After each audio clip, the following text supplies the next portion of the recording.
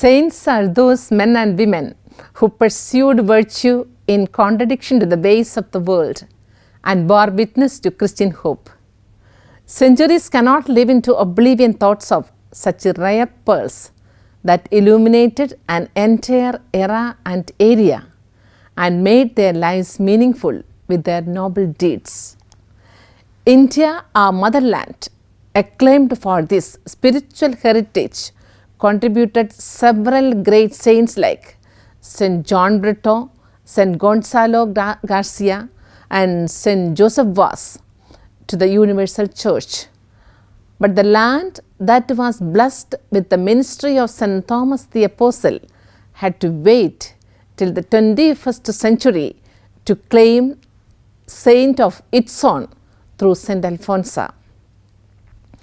23rd November 2014 is a red letter day in the annals of Kerala Church because on that day Pope Francis canonized St. Kuriakos Elias Chavara, the founder of the CMI and CMC congregations, and St. Euphrasia Ilavathingal, a member of the congregation of Mother of Carmel. 7 years have come and gone, but still the remembrance of that holy day continues to thrill us, and the fragrance of their saintly lives continues to enrich us in the pursuit of holiness. Pope Francis says, each saint is a mission planned by the Father to reflect and embody at a specific moment in history a certain aspect of the gospel. St. Chavara, an epitome of sterling virtues, was a man of deep vision who comprehended spiritual varieties and reformed social realities.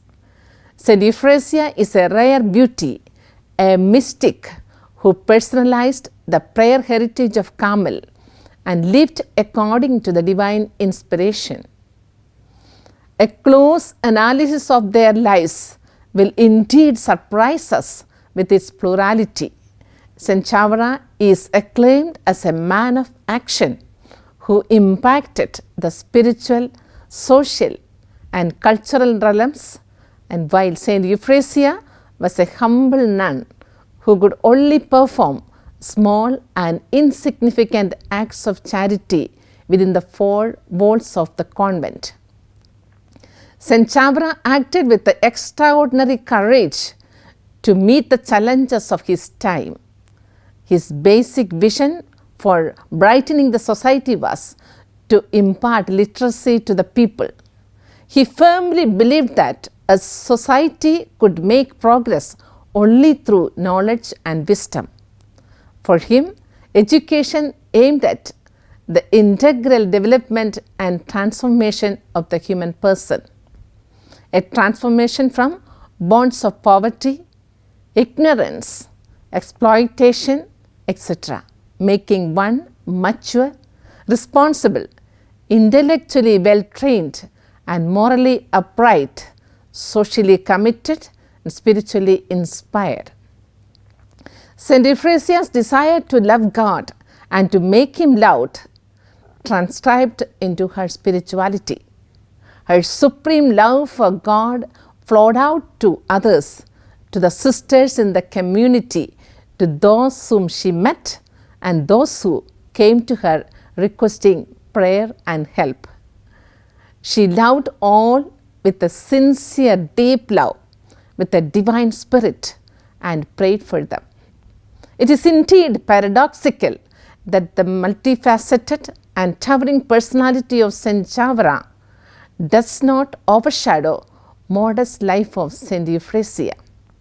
Both of them had a unique mission at a specific point of human history, and both of them proved to be successful and faithful to their vocations. My good Jesus, whatever you do, I will not be separated from you, was one of the ejaculations that constantly lingered on the lips of St. Euphrasia. The most important message that she gives to this world is that what one possesses or what one does is only secondary.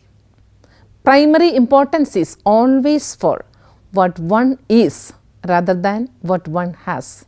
There was nothing noteworthy or praiseworthy in her 75 long years of earthly sojourn, but her greatness lies in the fact that she accepted everything that happened in her life in the context of faith. St. Chavara was both a mystic and capable of withdrawing into his innermost being, and a man of action who strove to establish a social order in which everyone could live with dignity. Within the span of less than half a century, he triggered innovations much ahead of his times. However, the central feature behind his marvelous success can be sourced back to this radical spiritual vision. The ultimate source of his power was his constant and consistent prayer. All his activities were natural expressions of his inner divine experience. Wherever he went and in whatever he did, he remained basically a man of God. Since you belong to God, you should be given back to God is one of his most famous maxims. His holy life could be summarized as a perfect blend of prayerfulness and humanness. The holy lives of St. Chavara and St. Euphrasia continue to inspire thousands of people, and they show the world that sanctity is attainable to anyone with a daring heart and a burning desire. Let us try to emulate their prayerfulness and zeal for souls. May these great Carmelite saints inspire us to lead a life of holiness blended with charity and compassion.